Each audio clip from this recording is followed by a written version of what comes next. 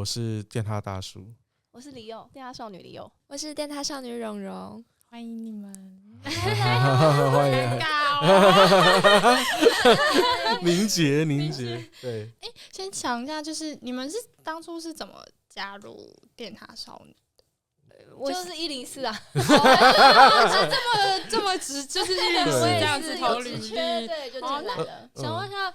又为什么他们会录取？有比较优质哦，因为漂亮，你比较漂亮，漂亮是一定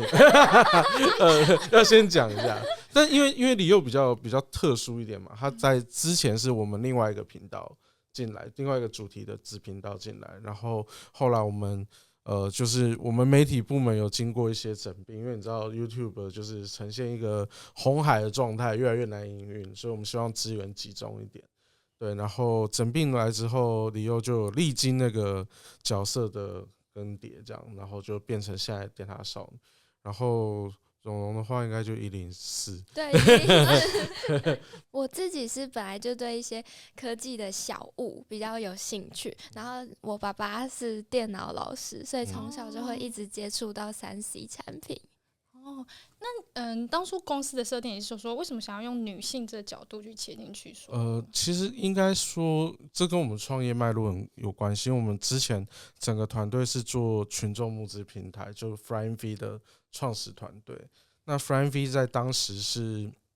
12年前，算是那时候台湾最大的群众募资网站。但我们即使是很有名气，想要往外推群众募资这个概念，都发现没有办法推得很好，所以我们很需要媒体的协助。那时候我有一个学妹，就是在当主播，然后蛮有名的，叫吴一杰，然后她帮我们做了一个晚上的专题节目，然后她的节目做完之后，就蛮多人知道我们网站在干嘛，服务在干嘛。那所以后来成立电塔的时候，我们就觉得要做自己的自媒体，但原本只有这样想，只是说原本那个写文章啊或什么都是可能我们自己就开始写。只是说有一次在就要拿到一个测试用的手机的时候，发现公司的女生去形容它很有趣，对，然后我就反过来问大家说，就是问公司的女生说，不然干脆你们来写这个，写写看。然后他们写完之后，即使那时候没有什么太大的流量，但我觉得他们的视角是比我们阿宅还要再更有趣的，然后也是我自己会喜欢看的。因为我那些数据我本来就知道，我想要知道的是它用起来感觉怎么样，然后它在日常生活里面的情境怎么样，比较喜欢这种 lifestyle 的感觉，所以就让公司的女生开始写。那因为她是电塔的女性成员嘛，所以我们就开玩笑说，那你们都是电塔少女，对，就很像一个偶像团体这样。然后没想到后来他们就爆红。其实因为电塔少女也迭代更新了好几代了，当然只是说大家都一直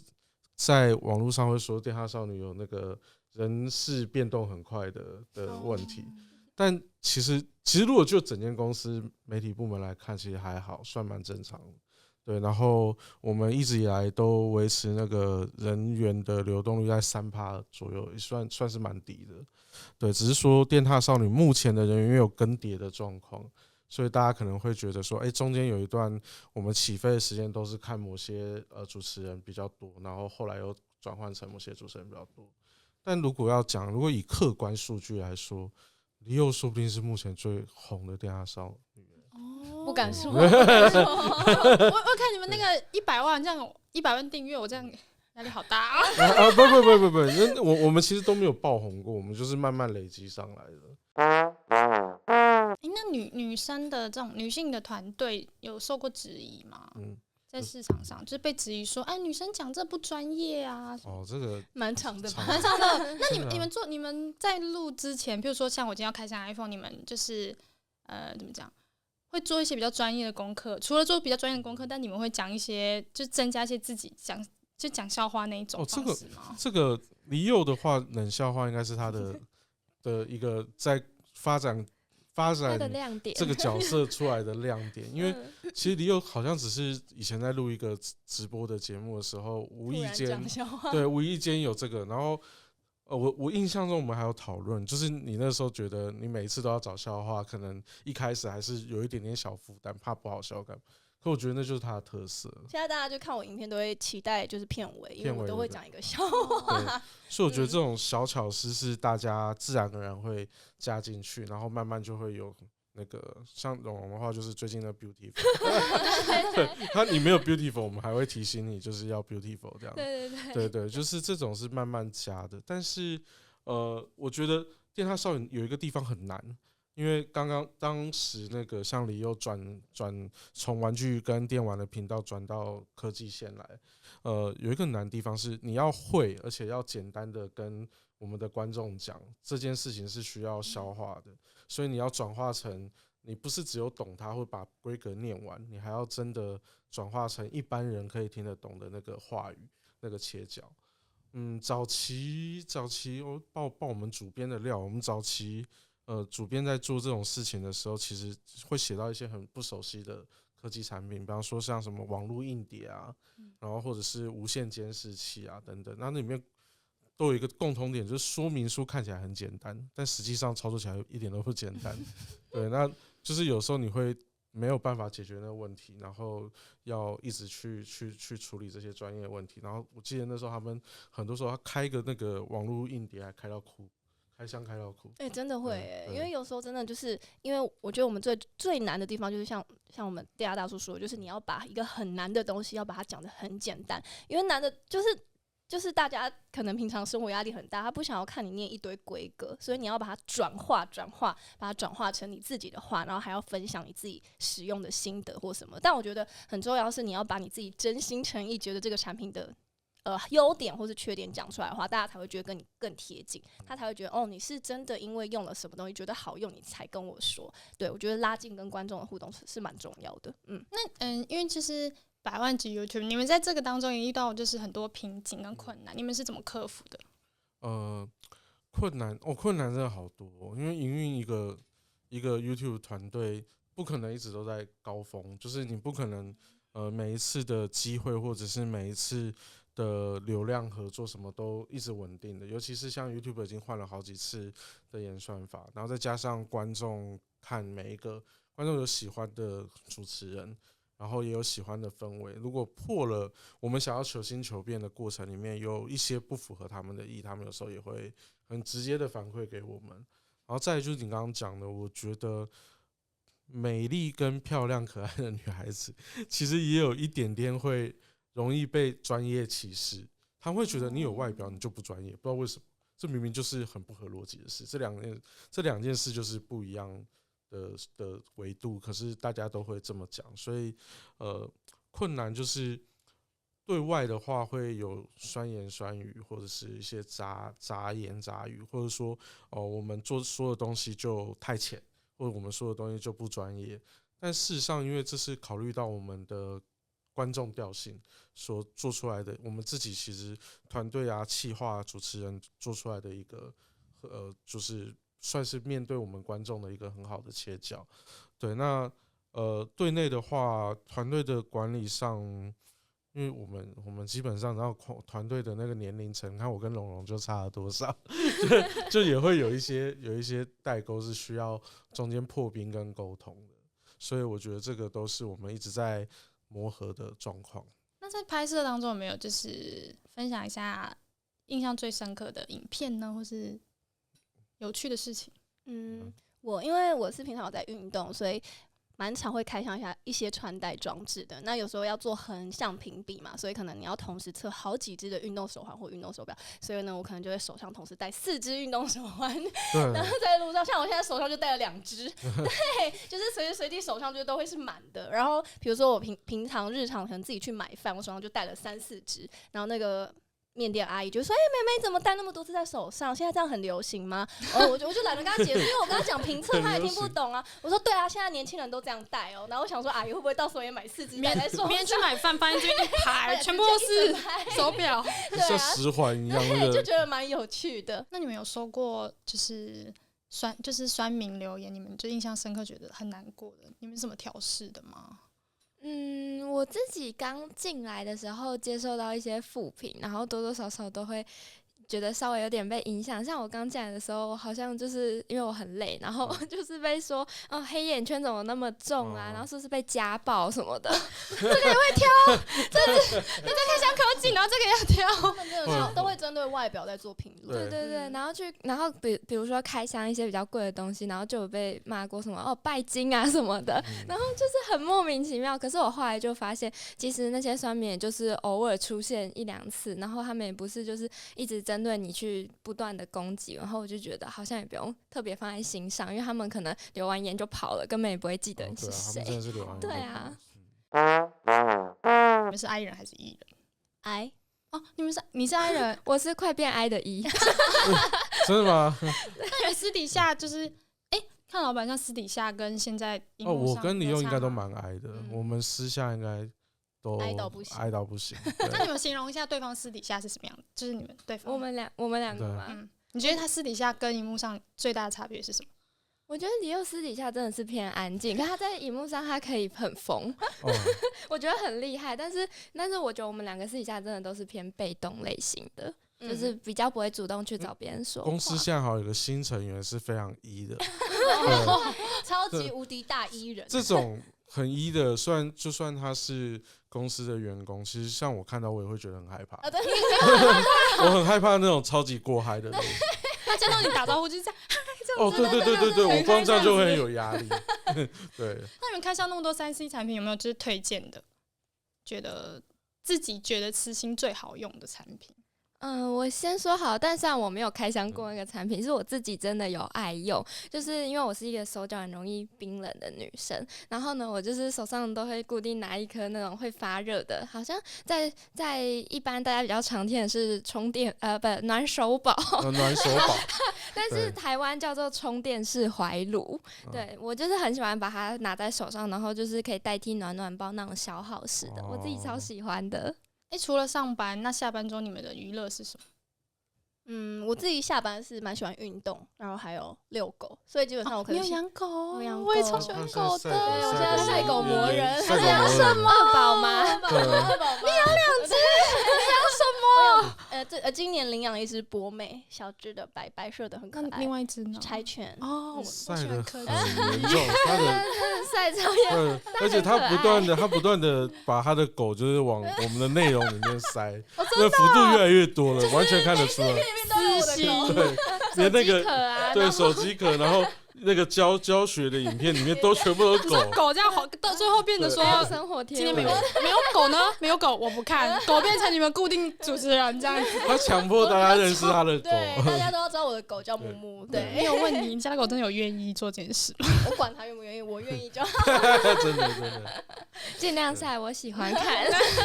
对，真的是充满私心的晒。我喜欢回家。回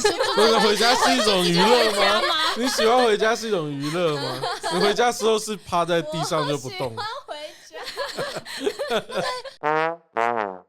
就是在像这个3C 产品的时候，有没有就是发生一些就是讲错啊，或是你其实根本不知道，然后被骂这样，会吗？因为其实前段都会做足很多企划准备，也不会只有主持人要准备这件事情，因为我们现在都有专业分工，所以还会有就是比较技术类型的企划，然后基本上是一个团队在一起处理一件事情，这个已经比可能过去我们一个人就带大家来做，我觉得下降很多。就是近期如果我们稍微说错什么东西很明显著的错的话，应该都会以现在大家对电塔的标准，应该是会大言上，就是会贴到 PTT 或 D 卡，然后说你看他们就是这些念稿机，现在会发在脆上面，对，会脆上面，因为我们自己也会怕被骂，所以如果真的是不确定的东西，我们就会问公司比较专业的同事，先就是自己要先再确认，毕竟在面对镜头是我们自己，我们也不想被骂，所以我们不会随随便便把内容就做出去。而且现在做内容以他们来讲，我其实老实说这2年已经很少参与电塔少女内容上的定制了，但以前我会跟着他们做。那现在来讲很放心做，是因为团队已经够专业，他们已经有自己的内容生产流水线。对，那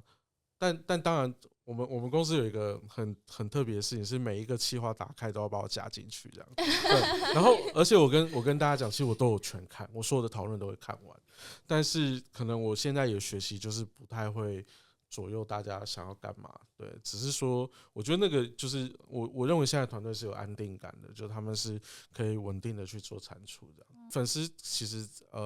喜欢3C 科技或者是之前做过调查，竹科的工程师也不少，对，所以他们在看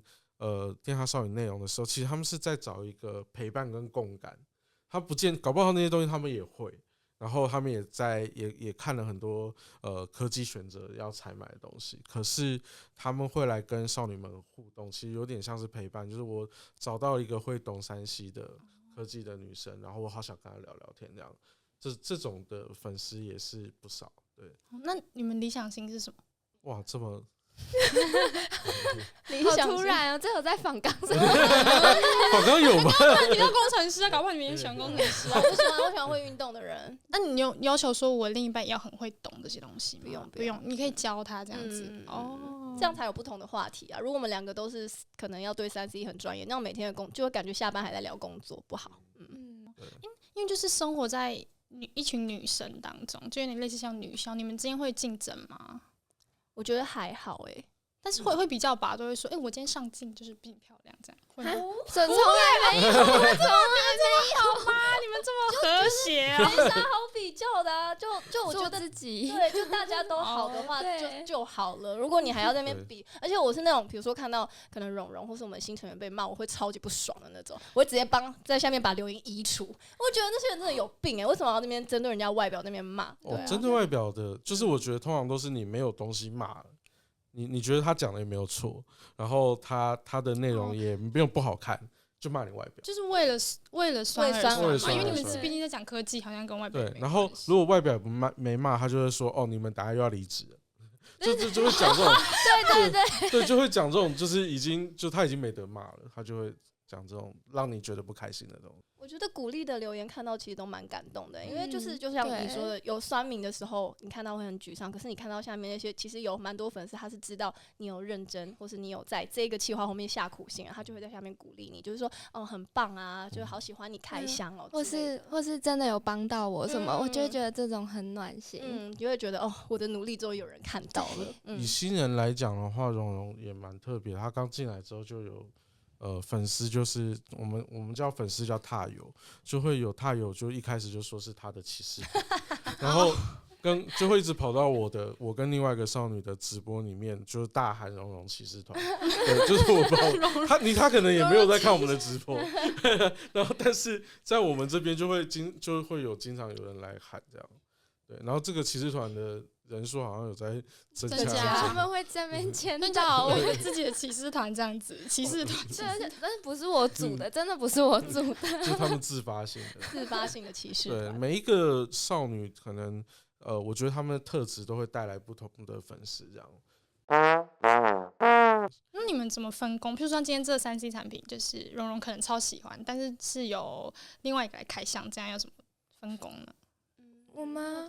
好像都是，就主要还是看档期所以这有排好。我们每个月都会有档期，然后主要那个人排这一档，他基本上会做他自己有兴趣的东西，对，所以就也不会发生打架什么这种事情，好像还好，比较好。如果假设主题真的很相近，或是就协调而已啊，然后就看是谁。因为我是一起开也可以，因为我发现你的团队就是。这可以讲吗？就是还蛮多 YouTube 团队不是就是两个吵架或者不和这样子，所以你们一群人就是都没有发生这样这么 peace。可是因为我们算是公司，对，不是自己的创作团队。我们电哈少女算是整个 YouTube 圈里面最早就是企业化营运的团队，所以我们并不是说3-5好友。当然一开始其实第一代的那个少女是确实是可能好朋友的身份还是有，但后来慢慢演进下来，其实很多电哈少女进来，这是他的工作，所以老实说，工作就是其实白天上班，大家要做什么事情，就是都有分配好。那只是说我们工作的环境应该还是算比较偏新创风格，就是还是你有蛮多自己可以做决定的权利，然后你也有比较平行的主管，就主管比较不会上对下，对，这种状况是比较少的。然后我自己也算是尽力去塑造公司，是你可以畅所欲言，你觉得公司哪里或者是内容哪里要改，你就去改这样。所以我们是想要维持这个和谐的状态啊。但是如果当然有时候大家理念还是会有一点不一样，或者是说公司营运上会有一些困难，比方说你这个月因为公司你就还是要看业绩或干嘛，这个月我们的商案就排的比较少或干嘛，我们可能要复盘检讨一下。可是我觉得大概就做到这里，没有到说一定要大家就是那个献出你的心脏这样，应该也比较没有啊，对。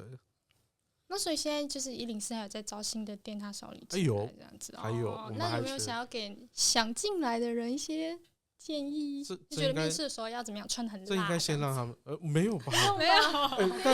但是我们面试的时候，我是有面试过穿那种完整的洛丽塔装进来。你会这样？你会优先录取吗？不会啊，会吓烂，会想要一个比较正常的，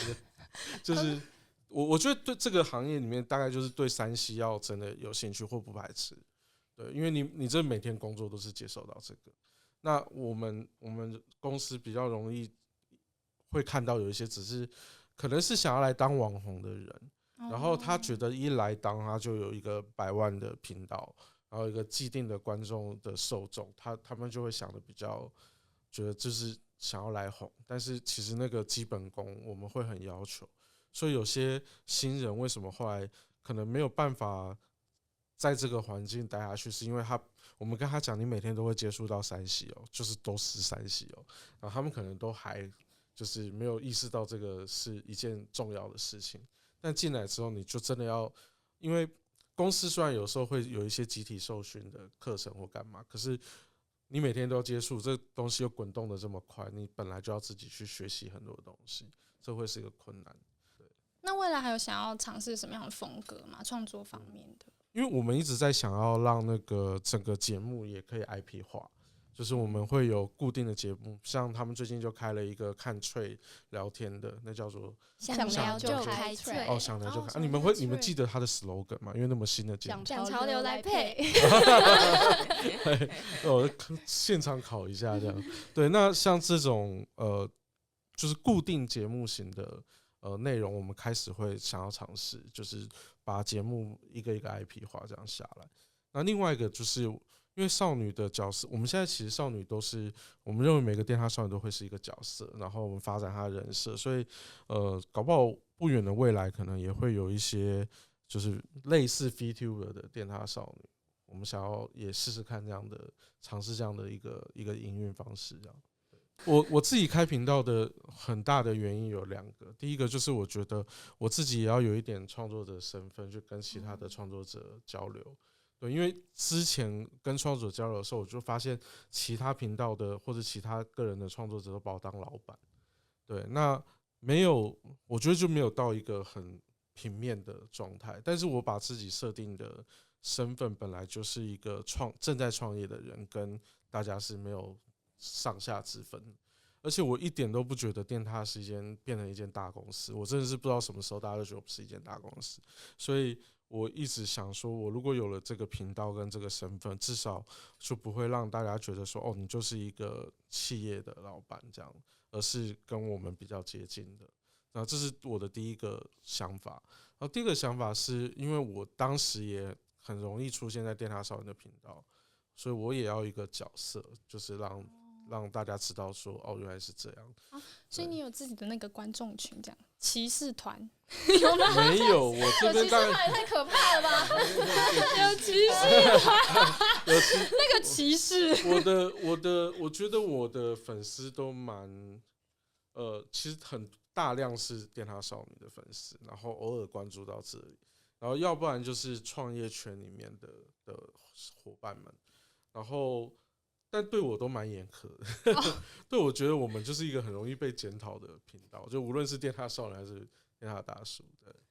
那我想问一下，就是因为你们加入电塔少女，对你们生活有什么改变吗？就是身边的人如果有3C 的问题会问你，这是真的，这是哪只真的手机好？你觉得我要帮我爸买手机，他列了5只给我，你觉得哪只好 CP 像这值最高个功能怎么用对对，HDR 怎么关？突然多了很多阿公阿嬷，对感觉还有这怎么用？朋友的爸妈教我一也会下对哦，朋友爸妈也会。对，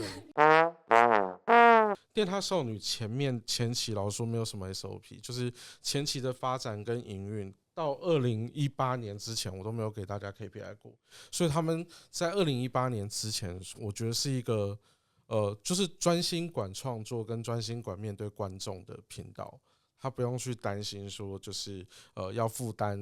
盈亏或什么的，这个是到了18年甚至疫情之后我才提比较多。在那之前，我希望大家就是尽可能的在内容上去做努力，然后做出跟市场上不一样的科技节目。对，在那之前是这样。可是我觉得这也是因为这样，所以大家由奢入俭难，因为你原本不需要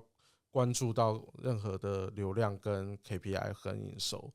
到后期开始给大家这种概念的时候，大家的反弹或者是大家的不适感就会比较多。对，那因为电塔少女又有很多第一份工作就在这里，所以你可以想象一个刚毕业的人进来，他原本前3年工作的时候是每天只要想创意的事情，后3年老板跟他讲说，不行哦，你如果这个东西做太久会亏哦，或是你这个做这个不会，只是你自己喜欢看，但是其他人不太爱看，那我们可能要检讨一下流量，我们要怎么样让这流量再变好一点。无论你讲多委婉，那都是一种压力嘛。所以后期的时候，我们自己创业团队也好，或者是少女们也好，或者媒体部的幕后幕前也好，其实在这里就虽然有磨合到一段时间，不过这以现在这个时间点来看，那都也3、4年前的事情。对，只是说在移转到这段时间的时候，就会有历经过一定的压力，因为我想李佑以前待的辣鸡制造所到电塔少女，她应该是非常有感的，就是那个原本是不用管这些，到要管这些的时候，那种感觉是要有一个收缩感。那至于学姐拍过，然后学妹拍，你觉得会有？我自己是，就比如说，可能是开箱某个手机，然后或者是选购建议，然后通常都会一定会去参考，就是前一个学姐拍的影片嘛。那如果就是刚好李佑平常在位置上坐，就是位置上是坐我旁边，那我当然如果有什么问题啊，或是一些写脚本遇到的瓶颈，都一定会想说，哦，可以先。至少一个依靠可以有个依靠。然后因为我刚进来的时候，确实在写脚本上面会有时候蛮没方向，就比如说那个切点会不知道怎么抓，然后也不晓得观众会想要看的那个段落是要怎么去区分，然后甚至是有时候会忘记分享自己的感想什么的。所以我觉得通常就是大纲啊或者脚本这种东西，会让学姐先过目一下这样子。那李佑，因为我知道，就李佑刚到电塔少女的时候，正好就是也是我在帮他看，他对自己要求很高所以他现在还是啊，所以你就是那个会对你有那个压力吗？就是我应该还好吧。我觉得不会，不会啊，他完全没有就是任何的就是学姐架的，那他是真的就是很真心的在给建议，所以我其实刚进来的时候就觉得哇，还蛮有依靠的感觉。因为李佑真的是我觉得是台上台下反差有的人就是台上真的是比较疯癫一点，台下就是很认真，然后安安静静的做自己的事，然后给自己的压力很大。我觉得第一次认识他是因为以前那个垃圾制造所有一个企划是喝酒煮钢蛋，他那天喝呛了，他喝酒吗？超级好笑，超级好笑。发酒疯，他坐在吧台里，然后笑着跟我说：“嘿嘿，老板。”你知道我在那之前，他是一个很认真、严谨的那种样子的人，而且他还用娃娃音讲，他就整个都呛掉了。好想看，好想看影片，对，影片就已经很好笑了。可怕。那有没有在录影的过程中遇过很失控或者尴尬的事情？喝酒那算吗？失控好像还好我觉得就是可能比较 reaction 的这种企划，就比较比较会有可能尴尬接不下话啊，或者是像我们新的同事，他就是真的很E，然后有时候可能他情绪一上来，然后比较激动的时候，然后就会我们两个就要压制他。我觉得他好了，这样子他那种感觉就是他一旦嗨起来，他就是全身都在扭就像动。喝酒了一样。对，狗没办法控制怎么办？狗不是节目，狗纯属我们也不会私人的生活。把同事形容成狗啦。我说你家的木木，哎，我也记哦得，记得了，对还有一只是什么？还有一只你没有讲啊，他刚刚有讲，柴犬、奶对茶、柴犬哦，奶茶，茶。名字，他到这里还是持续的推广他们家的狗。怎么没有把狗带来？我们也需要，可能狗的流量可能会咬人呢、对好可怕哦！哎，奶茶还是木木会咬人？木木会咬人吗？对，它就是因为那个会咬人，所以才被送出来领养对这样子。像我自己家里面也是养狗，然后我自己在如果有我出镜的地方，节目上也很常提到狗，但是我是没有像李佑这么置入性的。对，因为然后我们家2只狗都是狗妹妹，所以它们都偏软。就是以前比较不会那么我以前养的是男生的狗狗的时候，其实就蛮活泼的。2个狗妹妹就很容易就是瘫在那边，然后就不动。女生好像会比较受控一点，对木木是男生就就比较很比较活泼。但像我的话，就是常讲狗就会被粉丝制止，因为我的人设可能就是粉丝觉得你应该是去关心你赶快去找女朋友之类的，你不要再讲狗。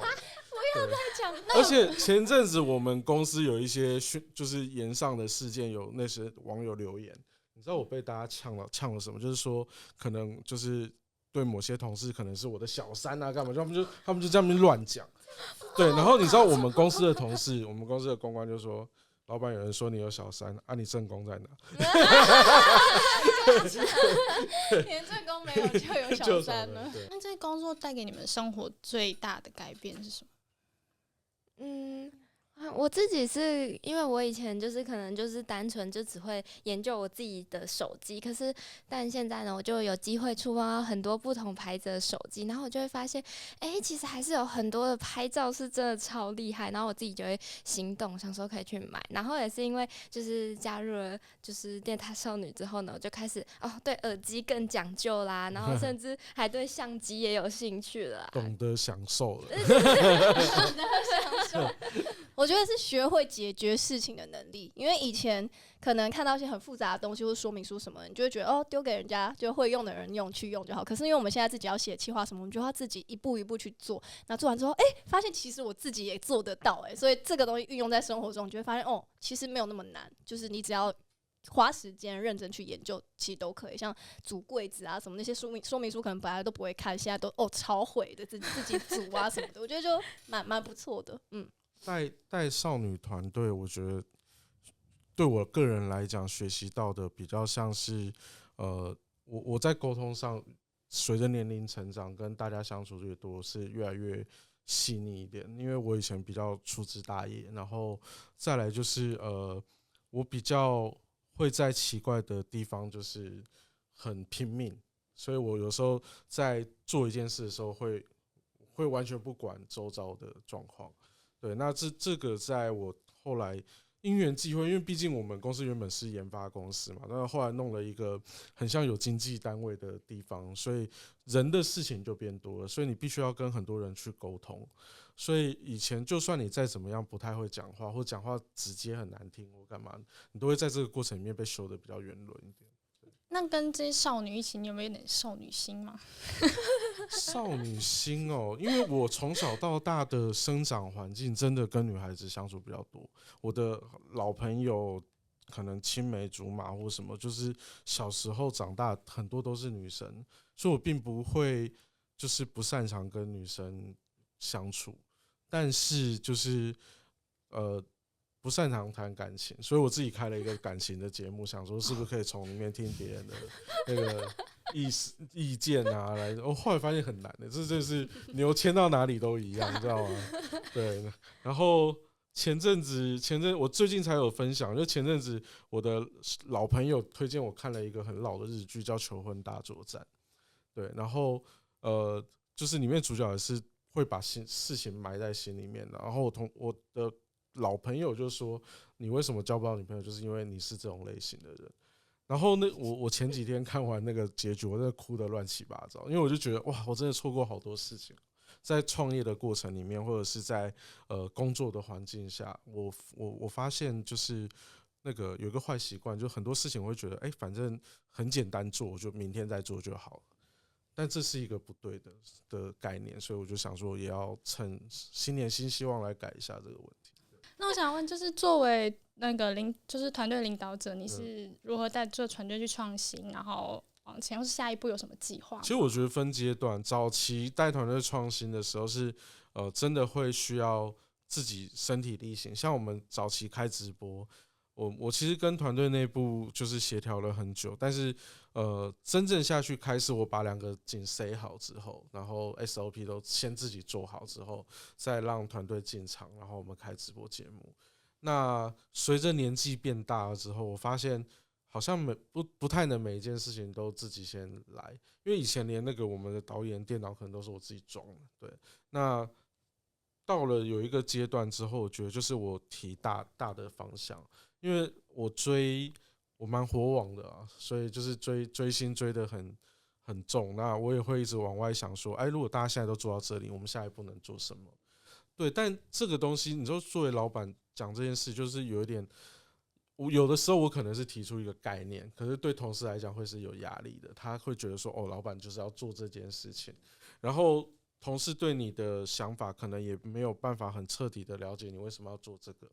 因为老板可能真正要跟一个同事解释他为什么要做这件事情的面向非常广，可能有时候是在同期的媒体里面的战略意义啊，可能有时候是营收的关系，然后有的是人力分配的关系，然后有时候会怕说，会不会很多同事做这个做反了，做到有点厌世，然后想要有一些新的刺激等等的。那我们考量的东西很多，所以当我有想法要去推的时候，其实现在会比较小心。以前的话就先做，然后叫大家来看。现在的话就是可能会跟中高阶主管先讨论，然后他们会给我一些意见，然后再说把这件事情安排在什么时候。对，所以我觉得YouTube 我们也算是一个做很久的频道，然后虽然里面过了一些风风雨雨，但为什么可以维持一定的声量跟维持一定的商业利基，就是我觉得这件事是我们在营运方法上其实有下了很多的苦功。对，然后再来就是对我来讲，我是搭建舞台的人，所以我希望大家能到舞台上面，而不是我自己走上舞台，所以我会有时候会把舞台搭完，我刻意的就在自己再下来这样。那就是因为毕竟是一个很大的团队嘛，那如果你们在讨论当中有发生过分歧吗？当然还是会有啊，可能在讨论要做什么主题。最大印象就是说，那怎么解决这件事情？因为印象最深刻，就说大吵这样都没发生。是也没有大吵，就还是好好沟通吧，就是坐下来一起解决问题。对啊，就是还是偏理性，因为大家都成熟工作者了，对，没什么好用吵架解决的，我们就把利弊。而且如果发生有吵架的类型的人，通常就会烧到我这里来。对，就是对老板凶，以前对老板凶，对，就是我在创业过程里面，当然也是还是有遇过媒体部门的过去了，现在还好，但过去确实是会有遇过，比方说跑到我房间哭啊，然后跑到我房间骂啊，就是还是会有。但是每一次我觉得就是一种学习，就是为什么他现在会有这个情绪，因为有时候你知道，我觉得是小剧场太多了，就他其实都没有跟主管或者是甚至是老板沟通，他已经就是想象很多小剧场，然后就跟那个连续剧演的一样，就是他只是可能偶尔看到某个主管或者或者我在讲了什么话，然后接了其中一句，然后就误会整件事情，很容易发生这种事。但这是我觉得日常生活工作就难免会遇到。但我希望大家是可以在一个